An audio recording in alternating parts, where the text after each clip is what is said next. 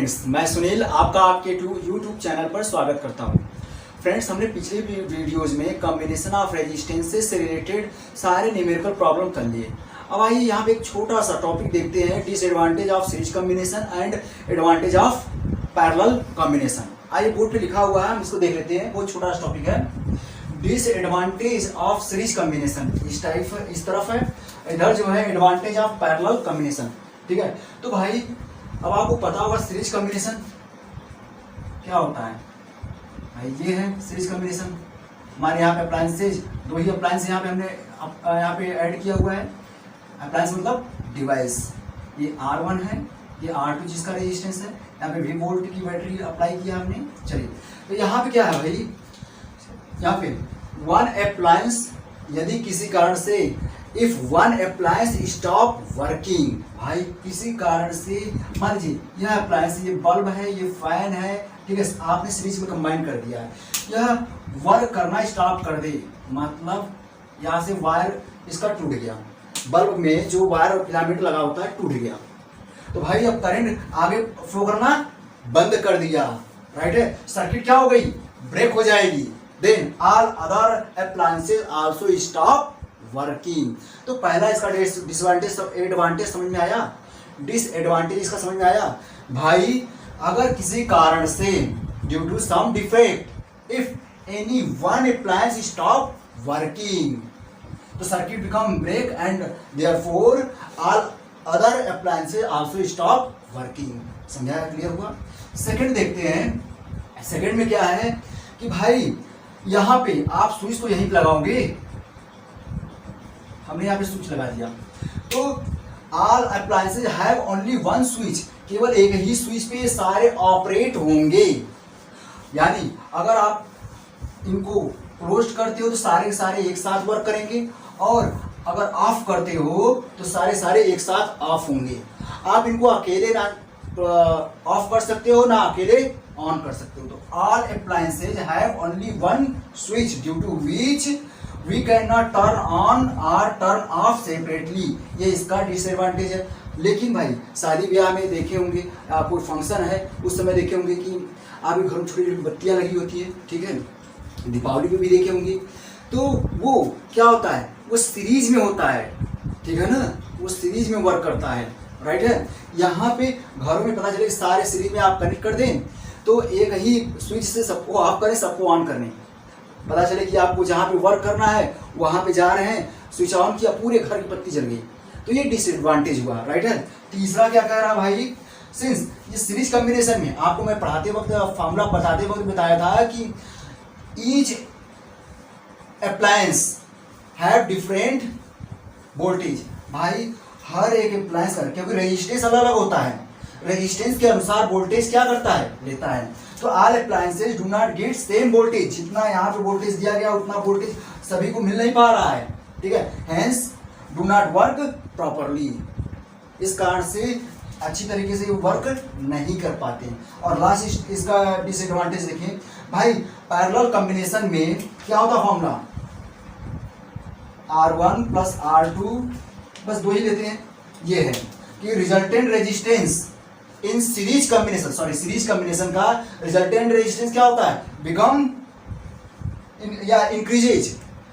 In series combination resultant resistance increases या become maximum, ठीक है ना, जब रेजिस्टेंस ज्यादा हो जाएगा, ठीक है, तो जानते हैं I इक्वल टू कितना होता है, V अपॉन R, ये फॉर्मूला होता है। तो भाई रेजिस्टेंस ज्यादा हो गया, ठीक है, इन दोनों में करंट और रेजिस्टेंस में क्या रिलेशन होता है, इनवर्स का रिलेशन होता है। रेजिस्टेंस ज्यादा हो जाएगा, करंट क्या करेगा, पावर सप्लाई से कम लेगा, due to which it draws a low current from power supply. भाई जब बहुत कम करंट लेगा तो डू नॉट वर्क प्रॉपरली, ये इसके डिसएडवांटेज हुए। आइए अब हम पैरेलल कॉम्बिनेशन के एडवांटेज देखते हैं। इसका पहला एडवांटेज क्या है, सेम इसी का जस्ट अपोजिट। यहाँ पे है वन अप्लायंस अगर वर्क करना स्टॉप कर दिया तो इस कारण से सारे दूसरे भी अप्लायंस वर्क करना बंद कर दें, क्योंकि सर्किट ब्रेक हो जाएगी। यहाँ पे देखें, if one appliance stop working due to some defect, मान लीजिए यहाँ पे हमने ये दिखाया है, ये वर्क करना बंद कर दिया, मान लीजिए बल्ब का वायर टूट गया, राइट है, तो करंट तो यहाँ पे फ्लो कर रही है, ये पॉजिटिव टर्मिनल है, ये नेगेटिव टर्मिनल है, यहाँ करंट फ्लो कर रही है, ठीक है। तो ये स्टॉप कर दिया वर्क करना, तो लेकिन बाकी सब में तो करंट फ्लो कर रही है, ठीक है ना। तो अगर due to some reason if one appliance stop working then other appliances keep working normally, क्योंकि सर्किट क्लोज रहेगी, ब्रेक नहीं होगी। कंफर्म हो पहला। दूसरा देखिए, जस्ट इस दूसरे का ये अपोजिट है कि भाई सबका एक ही स्विच होता है, यहाँ पे पैरेलल में है, सबका अलग अलग स्विच होता है, यहाँ पे स्विच लगा हुआ है, यहाँ पे इसका स्विच लगा हुआ है, यहाँ पे इसका स्विच लगा हुआ है। तो each appliance has its own switch. आप अपने घरों में देख सकते हैं, एक कमरे का एक स्विच होता है, ठीक है। एक कमरे में ही देख लीजिए, फैन का अलग, बल्ब का अलग, ठीक है, ट्यूबलाइट का अलग, ठीक है, सबका अलग अलग स्विच होता है। तो each appliances has its own switch. इस कारण से आप जिसको चाहोगे ऑफ करना उसको ऑफ कर सकते हो, जिसको ऑन करना चाहोगे ऑन कर सकते हो। Due to which we can turn on और टर्न ऑफ सेपरेटली, राइट है। आइए थर्ड देखते हैं। थर्ड इसका just opposite, all appliances do not get same voltage. इस केस में यहाँ पे जानते भाई पैरेलल में जितना वोल्टेज यहाँ पे इसी पॉइंट पे अप्लाई होता है ना, इन दो पॉइंट्स के बीच में हमने वोल्टेज को अप्लाई किया है, तो सारे अप्लायंसेज सेम वोल्टेज पे वर्क करते हैं। Each appliances work at same voltage as power supply line. जितना पावर यहाँ से दिया है उतने ही वोल्टेज में सभी वर्क करते हैं। Hence work each appliance work properly, right है। अब लास्ट देखते हैं, जैसे इसका यहाँ पे रिजल्टेंट रेजिस्टेंस था, क्या हो गया था, इंक्रीज हो गया था, यहाँ पे क्या हो जा रहा है, रिड्यूस हो रहा है। रिजल्टेंट रेजिस्टेंस रिड्यूस, क्यों, फॉर्मूला आप जानते हैं, रिजल्टेंट रेजिस्टेंस का फॉर्मूला 1/R = 1/R1 + 1/R2। हम केवल और केवल दो ही ले रहे हैं अप्लायंसेज, ठीक है। तो यहाँ पे रिड्यूस हो जाता है, राइट है ना, यहाँ पे रिजल्टेंट रेजिस्टेंस रिड्यूस हो जाता है, तो जानते हैं फॉर्मूला। तो करंट क्या होगा, ओम्स लॉ V/R। इन दोनों में इनवर्स का रिलेशन होता है। जब ये कम होगा तो ये बढ़ जाएगा, रेजिस्टेंस कम हो गया, हेंस या ड्यू टू विच कंबाइंड या it draws high current from power supply line. ये इसके एडवांटेज हो गए, ये इसके डिसएडवांटेज हो गए। ओके, एक छोटा सा टॉपिक बचा हुआ था, अब आइए हम पढ़ते हैं इलेक्ट्रिक पावर। हाँ, अब आइए हमारा एक टॉपिक है इलेक्ट्रिक पावर, ठीक है। अब इसको समझने के लिए हम एक थोड़ा सा उस पर समझ लेते हैं। समझ लीजिए कोई डिवाइस है ये, जिसका रेजिस्टेंस दिखाया जा रहा है, ये यहाँ पे जो है हमने इसको बैटरी से कनेक्ट कर दिया, ये पावर टर्मिनल है, नेगेटिव टर्मिनल, करंट ऐसे फ्लो कर रहा है। मान लीजिए कोई बल्ब ही है भाई, अब इसमें क्या हो रहा है, करंट फ्लो कर रहा है, करंट फ्लो कर रहा है, तो ये डिवाइस जो है अप्लायंस क्या करेगा, ठीक है, कंज्यूम एनर्जी, भाई एनर्जी कंज्यूम करेगा, ठीक है ना। जब एनर्जी कंज्यूम करेगा तो इसका मतलब क्या हुआ, एनर्जी कंज्यूम हो रहा है, इसका मतलब some work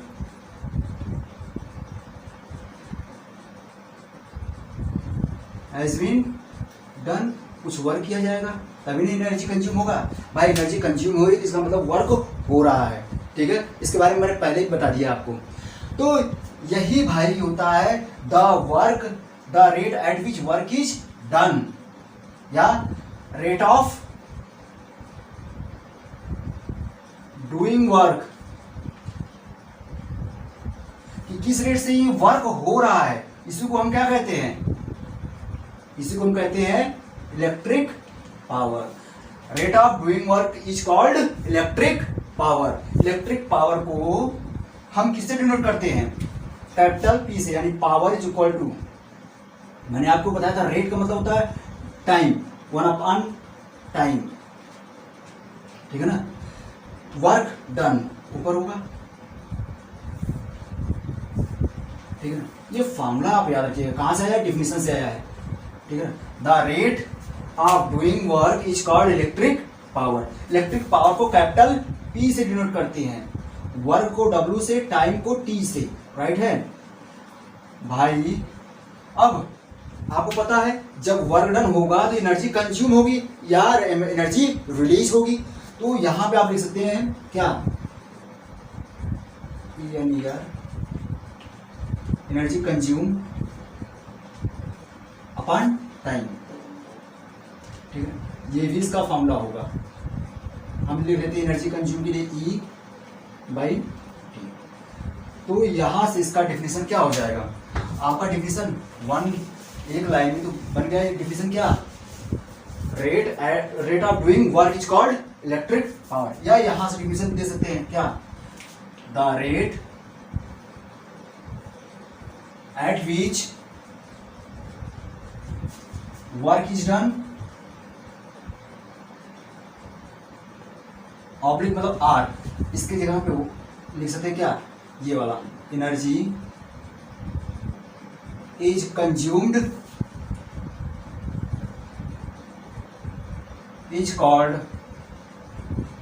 electric power, is called electric power. यहां से डिफिनेशन हो गया, फॉर्मूला ये दे देंगे, ये फॉर्मूला आप याद रखेंगे, ये कहां से आया, डिफिनेशन से आया, राइट। एग्जाम में डिफिनेशन ये लिखेंगे, या ये भी लिखेंगे, कोई दिक्कत नहीं, the rate of doing work is called electric power, electric power is denoted by capital P, तो ये फॉर्मूला लिखेंगे आप, राइट है, फॉर्मूला ये लिखेंगे, राइट है, और यही फॉर्मूला ये है, राइट है, इसे याद रखेंगे। और अब आइए इसकी एसआई यूनिट देखते हैं, ये आपने एक लिख लिया, इसकी एसआई यूनिट देखते हैं, एसआई यूनिट ऑफ पावर क्या होगा, वाट होता है, जिसको हम W से डिनोट करते हैं, आपने बल्ब देखा होगा, बल्ब में लिखा होता है 60 वाट, W लिखा होता है। या इसकी दूसरी यूनिट भाई, इसकी क्या लिखा है, P = W/T है, एग्जाम में आ सकता है कि SI unit of watt power क्या होती है, वाट। या दूसरा पूछ सकता है which of the given units is power, तो भाई इसकी यूनिट क्या होगी, अरे वाट की क्या होती है, जूल होती है, और टाइम की क्या होती है यूनिट, सेकेंड, बीच में अपान है तो अपान, जूल पर सेकेंड। एग्जाम में आ सकता है कि यूनिट मतलब बहुत चार ऑप्शन दिए गए होंगे, पूछे कौन सा यूनिट पावर की है, जूल पर सेकेंड लिखा होगा तो आप टिक लगा देंगे, क्या जूल पर सेकेंड क्या है, इलेक्ट्रिक पावर की यूनिट है।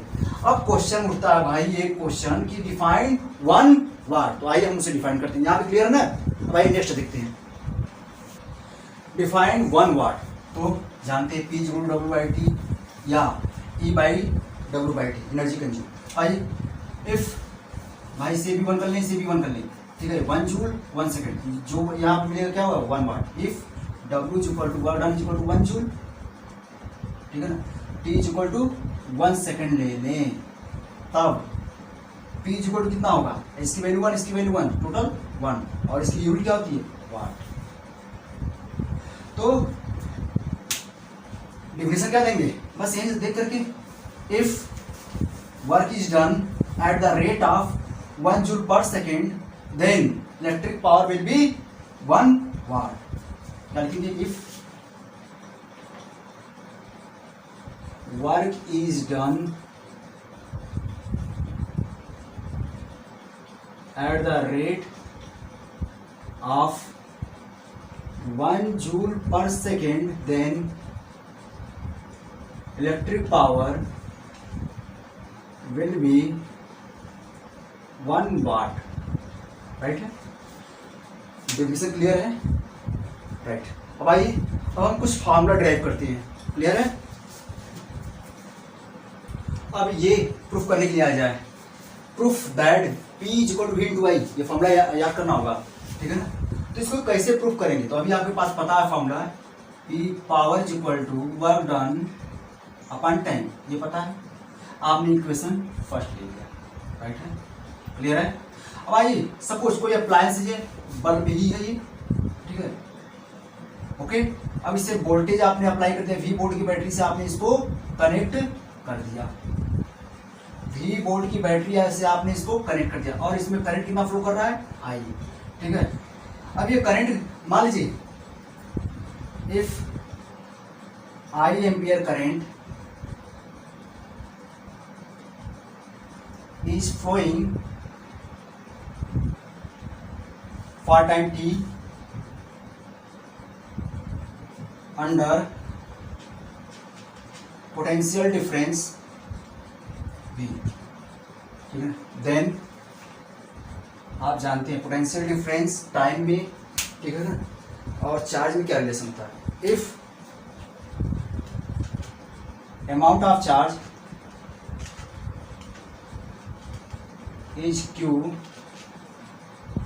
then work done या potential difference is equal to work done upon Q, ये फॉर्मूला जानते हैं आप। पोटेंशियल डिफरेंस का फॉर्मूला, राइट है, क्लियर है ना ये पोटेंशियल डिफरेंस का फॉर्मूला। यहाँ से आपको क्या करना है, आपको बस W की वैल्यू किसी तरह से निकाल के आप सॉल्व करना है, क्योंकि W हटाना है आपको। चलिए तो यहाँ से W इक्वल क्या होगा, work done equal to V into Q, ये क्वेश्चन सेकंड हो गया। अब भाई Q हटाना है, अब जानते हैं Q और I में क्या रिलेशन है, क्योंकि I लाना है, Q और I में रिलेशन क्या होता है, according to definition of electric current, I electric current की डिफिनेशन क्या होता है, I equal to Q by T, Q की वैल्यू यहाँ से निकाल दी, Q इक्वल टू कितना होगा, I into T, question third. अब यहाँ से Q की वैल्यू उठा करके यहाँ पे पुट कर दीजिए, ठीक है, from equation second and third, from equation second and third क्या करेंगे, सेकंड थर्ड से उठा के Q की वैल्यू थर्ड और सेकंड कर देंगे, Q is equal to V into Q की जगह पर देंगे कितना IT, I इंटू T, ये क्वेश्चन हो गया fourth. Put the value of W from equation 4 in equation first. चलिए हमें फिगर हटा दें इधर, राइट है, चलिए इसको हटाते हैं। Put the value of W, put the value of work done from 4 in equation first. भाई वहां से उठा करके ये W की वैल्यू यहाँ से उठा करके हमने यहाँ पर रख दिया, क्या मिल जाएगा, P equal to W value रखनी है कितना, VIT अपान टाइम T है, T से T कैंसिल हो गया, तो P equal to V into I, ये आपका फॉर्मूला हो गया, इसे याद रखेंगे। अच्छा क्लियर है, ये समझ में आया। अब यहाँ से इसकी दूसरी यूनिट भी हो सकती है, भाई क्या हो सकता है, पावर की यूनिट क्या होगी, अभी आपने देखा पावर की यूनिट क्या था, जूल पर सेकेंड था। अब पावर की यूनिट यहाँ से क्या मिल जाएगा भाई, वोल्टेज, वोल्टेज की यूनिट वोल्ट होता है, और करंट की unit ampere, volt ampere, volt ampere भी इसकी यूनिट होगी, राइट है। चलिए यहाँ से क्लियर है आपको।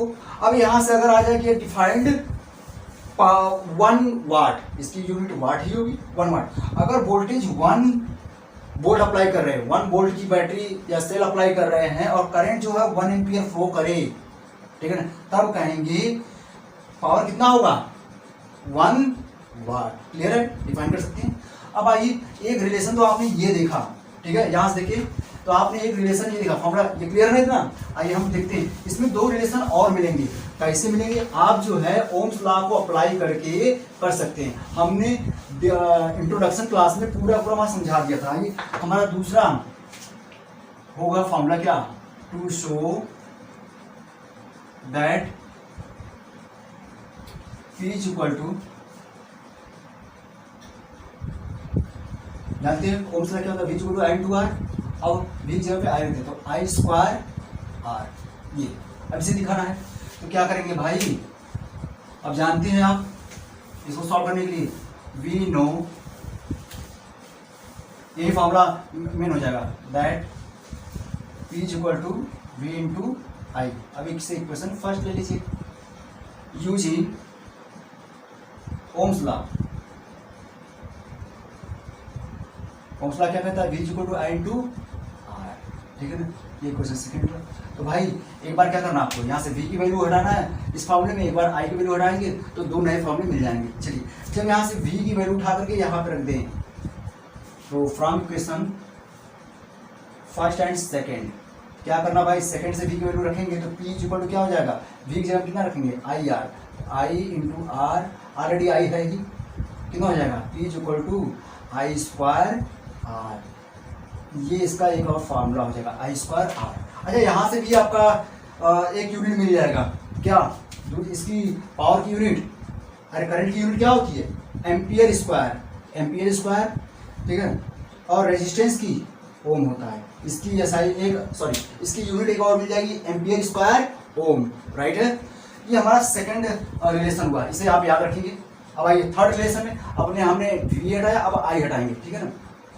चलिए अब थर्ड रिलेशन होगा, to show that P is equal to V square upon R, ये रिलेशन। ताकि हमें पता है P is equal to V into I, तो यहाँ से अब ओम्स लॉ यूज करेंगे। ओम्स लॉ यूज करने के लिए आपको किसकी वैल्यू का हटाना है, क्योंकि इस फॉर्मूले में आई नहीं है, तो आई यहाँ से निकालिए। आई इक्वल टू कितना होगा, V अपॉन R। ये question second, put the value of I from second in first. First उठा कर देते हैं यहाँ से वैल्यू, ठीक है ना, from question second, first and second.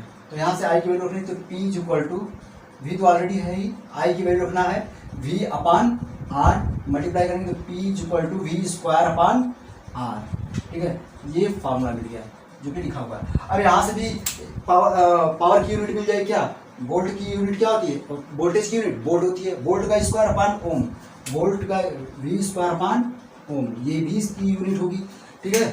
तो क्वेश्चन तीन यूनिट मिली, तो उसमें से एक डिफरेंट दे देगा, पूछेगा कौन सा पावर की यूनिट नहीं है, राइट है। तो यहाँ पे तीन फॉर्मूले हमें मिले हैं, हटा दें इसको, चलिए देखते हैं हम इसको हटाएं। तीन फॉर्मूले क्या मिले हैं आपके पास, तो यहाँ पे तीन, एक तो डिफिनेशन से मिला हुआ है, उसे भी आपको याद रखना पड़ेगा।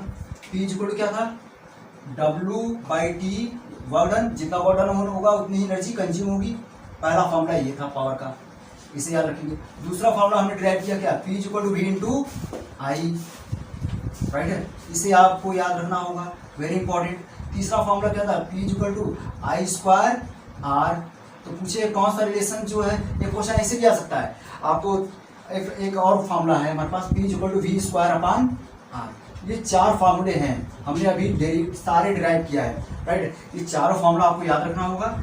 यहाँ पे एग्जाम में आपको कोई तीन तो डिफरेंट देगा, और इसमें से मान लीजिए यही उठा के दे दिया, कह देगा भाई बताइए कौन सा फार्मूला जो है पावर का है, तो आप जो है ये याद रहेगा, तो आप आसानी से ऑब्जेक्टिव क्वेश्चन कर सकते हैं, राइट है। तो यहाँ पे आपने देखा, अब जरा सा एक क्वेश्चन होता है, what is relation between power and resistance, question आ जाए 1 मार्क्स का, what is relation between electric power and resistance. हमने सिंबल फॉर्म में लिख दिया, तो इसका सॉल्यूशन क्या होगा, जानते हैं, P equal to V square upon R। तो भाई कौन सा रिलेशन होता है, इनवर्स का, ठीक है ना। अगर रेजिस्टेंस ज्यादा होगा तो वह जो डिवाइस होगी पावर कम यूज करेगा, ठीक है ना। रेजिस्टेंस ज्यादा, इन दोनों में क्या रिलेशन था, इनवर्स का, ये ज्यादा होगा तो इलेक्ट्रिक पावर कम होगा। इलेक्ट्रिक पावर अगर ज्यादा है, अगर मान लीजिए दो बल्ब हैं, ठीक है, एक हाई पावर का है, मान लीजिए एक 100 वाट का बल्ब है, दूसरा 60 वाट का है। अच्छा, ये इसका मतलब क्या हुआ, जो लिखा होता है बल्ब पे 100 वाट, इसकी मीनिंग क्या होती है भाई, वाट है, ये वर्क नहीं है, वाट है, W ही लिखा होता है, ठीक है ना, कैपिटल W। तो ये होता है भाई जूल पर सेकेंड, मतलब पर सेकेंड में वो 100 जूल एनर्जी कंज्यूम कर रहा है, राइट है। यह जो है पर सेकेंड में 60 जूल ही एनर्जी कंज्यूम कर रहा है, तो इसका पावर ज्यादा हुआ, इसका पावर कम हुआ, ठीक है। इसका पावर ज्यादा होगा, ठीक है, तो इसका रेजिस्टेंस क्या होगा, कम होगा, और रेजिस्टेंस कम होने के कारण ये काफी ब्राइटली जलेगा और ये स्लोली जलेगा, काफी डिम जलेगा, राइट है ना, क्लियर हुआ। तो आपको एक 1 मार्क्स में आ सकता है भाई क्या रिलेशन होता है, ठीक है ना। अब किसी के माइंड में सर जी यहाँ पे भी तो ये डायरेक्ट रिलेशन है भाई, डायरेक्ट रिलेशन, ये इसके अकॉर्डिंग होता है, इन दोनों में क्या रिलेशन होता है, इनवर्स का रिलेशन होता है, ठीक है। तो ये बढ़ेगा तो ये घटेगा निश्चित तौर पे, और इसके अकॉर्डिंग ये डायरेक्ट रिलेशन होता है, ठीक है। तो ये इसका इनवर्स होता है, राइट है ना। किसी के माइंड में ये ना आए सर जी सेकंड वाला तो आपने बताया नहीं, कंफर्म है। अब आइए जरा सा हम देखते हैं, इलेक्ट्रिक पावर हमने पढ़ लिया, अब देखते हैं इलेक्ट्रिकल एनर्जी कंज्यूम क्या होता है, उसका डेफिनेशन देखते हैं। अब हम देखते हैं इलेक्ट्रिकल एनर्जी कंज्यूम। तो हम जानते हैं भाई पावर इज इक्वल टू, हमने फॉर्मूला क्या पढ़ा था, the rate at which work is done और एनर्जी इज कंज्यूम, जितना वर्क किया जाएगा उतनी एनर्जी कंज्यूम होगी, राइट है। तो हमारे पास ये डिफिनेशन है फॉर्मूला, तो हम इसको हटा देते हैं, तो हमारे पास क्या फॉर्मूला मिल जाएगा, P इज इक्वल टू, ये क्या था हमारा इलेक्ट्रिकल एनर्जी का,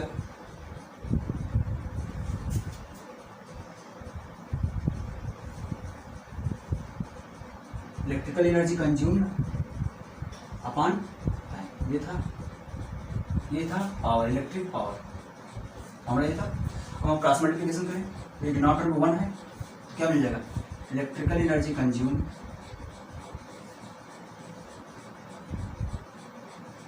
is equal to power into time.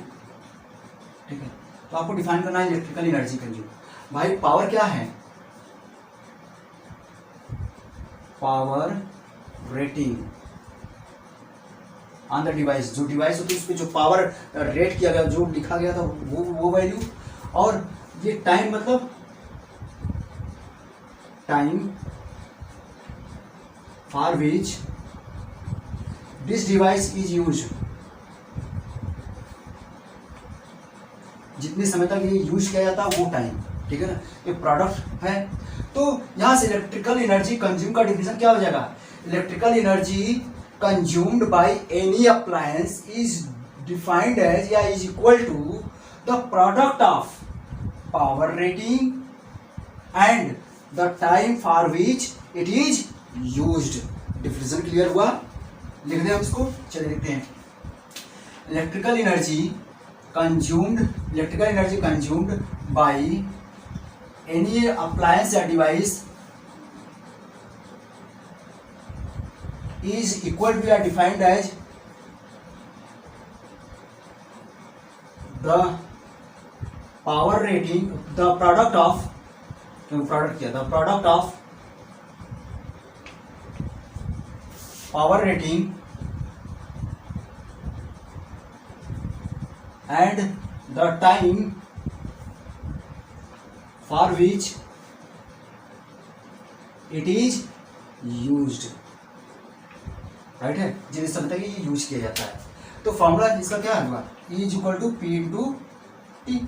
ये भाई शुरू में ही दे दिया था formula, P is equal to E by T, वही वाला फॉर्मूला है। तो एनर्जी, इलेक्ट्रिकल एनर्जी, तो भाई एनर्जी का यूनिट क्या होता है? जूल होता है। ठीक है, जूल। इसकी SI यूनिट क्या होती है? वाट होती है। टाइम का सेकेंड। ठीक है, तो भाई अब यहां से कह दे भाई defined 1 joule.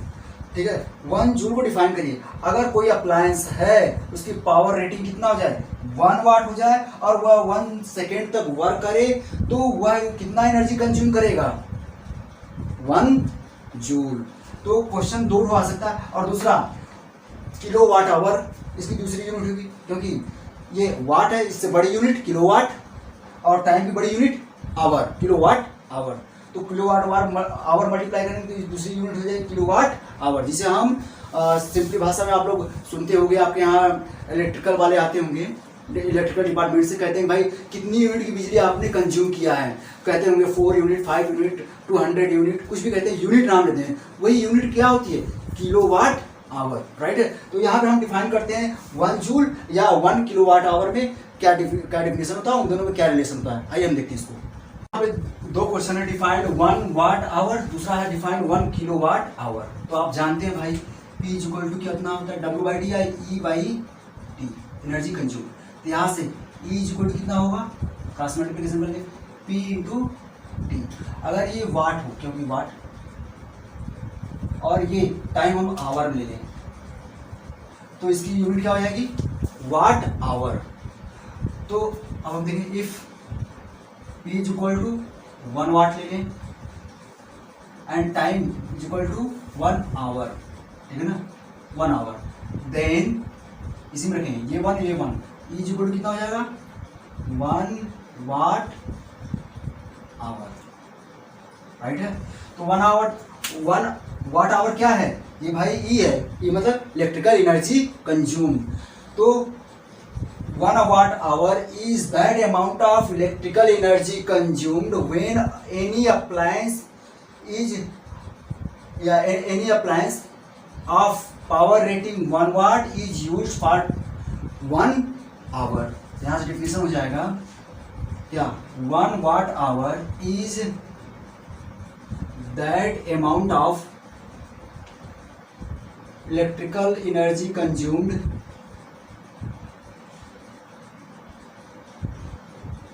when any appliance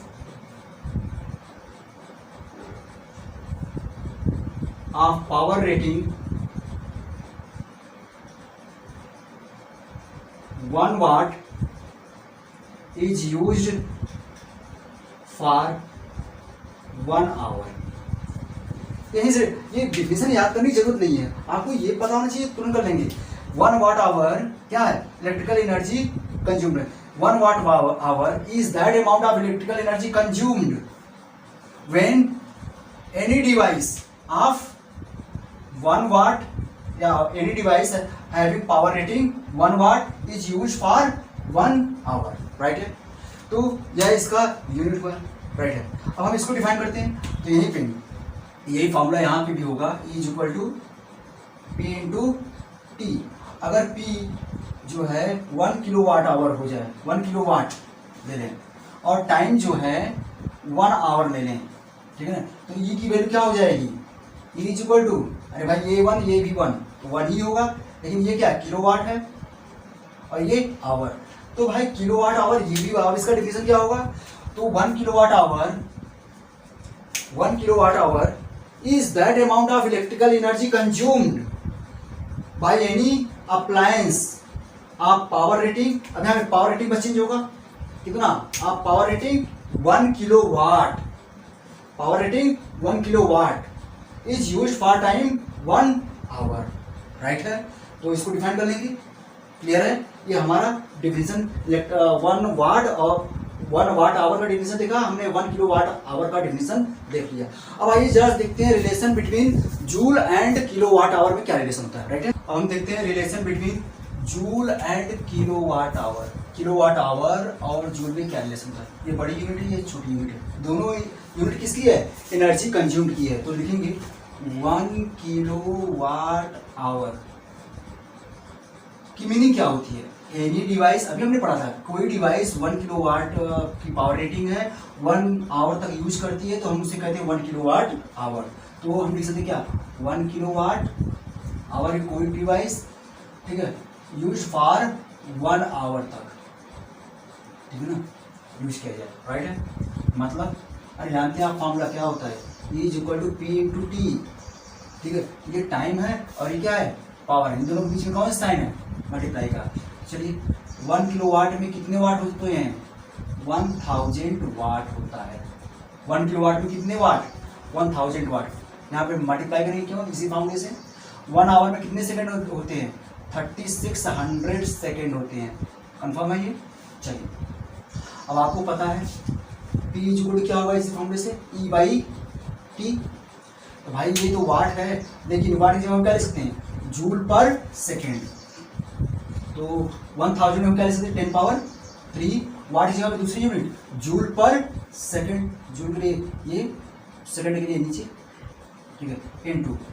अब 3600 को मैं लिख सकता हूँ क्या, 10 पावर 3.6 इंटू 10 पावर 3 लिख सकता हूँ, क्लियर है, इतना सेकेंड, राइट। अच्छा मैंने इसको कैसे लिखा देख लीजिए, यहाँ पे 3600 लिखा हुआ है, मैं इसको क्या करूँ भाई 1000 से नीचे डिवाइड करूँ, 1000 से ऊपर, ठीक है, तो सेम ही नंबर रहेगा, इतना ही रहेगा ना, क्योंकि भाई ये तो कैंसिल हो जाएगा इससे। चलिए हम इसको नहीं टच करते हैं, इसको रहने दें, इसको इससे डिवाइड करें, कितना हो जाएगा, 3.6 इंटू 10 पावर 3, ये हो जाएगा, राइट है ना। यहाँ पे कैसे आया, यहाँ पे हमने समझा दिया। चलिए ये सेकंड से सेकंड कैंसिल हो गया, ठीक है, यूनिट क्या बची, जूल, यानी अब देखिए यहाँ पे ये दोनों क्या होंगे, बेस सेम है तो पावर क्या होगा, ऐड हो जाएगा, ठीक है ना। 3.6 इंटू 10 पावर 3 प्लस 3 कितना हो जाएगा, 6, 10 पावर 6 यूनिट जूल। यहाँ से मिलेगा क्या, 1 किलो वाट आवर किसके इक्वल होता है, 3.6 इंटू 10 पावर 6 जूल। ये 9th में भी आपने किया था, वर्क एंड एनर्जी टॉपिक में, यहाँ पे भी कर रहे हैं, ठीक है। अब आता है भाई commercial unit of electrical energy consume. तो अभी आपने देखा था क्या, कॉमर्शियल यूनिट क्या होती है, 1 kilo watt hour, 1 kilo watt hour इसकी क्या है, कॉमर्शियल यूनिट है, इसी को हम क्या कहते हैं, 1 यूनिट बोलते हैं, राइट है। चलिए क्लियर है, ये रिलेशन याद रखिएगा। यहाँ पे एक टॉपिक है हमने पीछे पढ़ा था, जो 1 किलो वाट आवर को ही क्या बोलते हैं, कॉमर्शियल यूनिट, और उसी को हम क्या कहते हैं, 1 यूनिट भी बोलते हैं, ठीक है ना, क्लियर है। आइए हम कुछ अब प्रॉब्लम सॉल्व करते हैं, राइट है। आइए क्वेश्चन हम देख लेते हैं, यहाँ पे लिखा है a radio set of 60 watts. भाई वाट से पहचाने क्या है, ये पावर है, पावर को पी से यूनिट करेंगे 60 वाट, ये लिखा है। आगे करते हैं। रन्स फॉर 50 आवर्स, टाइम दिया है कितना है 50 आवर्स, राइट, ये दिया है। How much electrical energy is consumed, electrical energy को हम ई से डिनोट करते हैं। अब इन तीनों का रिलेशन तो आप जानते हो भाई, E इज इक्वल टू या P is equal to E by T या E is equal to P into T, right है। अब ये तो फॉर्मूला जानते हैं। अब कमर्शियल यूनिट में इसको निकालते हैं, ये फॉर्मूला जानते हैं ना, तो P की वैल्यू मान लो, T की वैल्यू मान लो। अब ये पावर को हम ये वाट को हम किलोवाट में कन्वर्ट करते हैं। भाई जानते हैं 1 किलोवाट में कितने वाट होते हैं 1000 वाट होता है, तो 1 वाट में कितना किलोवाट होगा 1/1000 किलोवाट, राइट है। अरे इधर डिवाइड कर लें तो 60 वाट में कितना होगा 60 वाट इज इक्वल टू कितना होगा, तो 60/1000 वाट, राइट है। क्लियर है, क्लियर है ना। चलिए देखते हैं, तो यहाँ कितना हो जाएगा 60/1000, ये कितना हो जाएगा वाट नहीं होगा किलो वाट होगा, चलिए किलो वाट, राइट है। आइए हम देखते हैं यहाँ पे, ये कैंसिल इससे हो जाएगा, कितना होगा 6/100 वाट, कैंसिल मत करिए क्योंकि यहाँ पे। तो आइए इलेक्ट्रिकल एनर्जी नाउ सॉल्व करेंगे, E is equal to P into T होगा, ये वाट नहीं किलो वाट होगा, सॉरी बार बार। चलिए वाट, पावर की वैल्यू लिखते हैं कितना है 6/100 kilo watt into time 50 hour already लिखा हुआ है। चलिए तो 50 बन जा 50, 52 जा 100, 2 को 6 से डिवाइड करिए, 2 3 जा 6, यूनिट क्या होगी किलो वाट आवर। एक तो आपका आंसर यहाँ से ये हो गया इलेक्ट्रिकल एनर्जी। अगर कमर्शियल यूनिट पूछता है भाई बताइए इलेक्ट्रिकल एनर्जी कितनी कंज्यूम होगी, तो आपका आंसर होगा 3 किलोवाट आवर।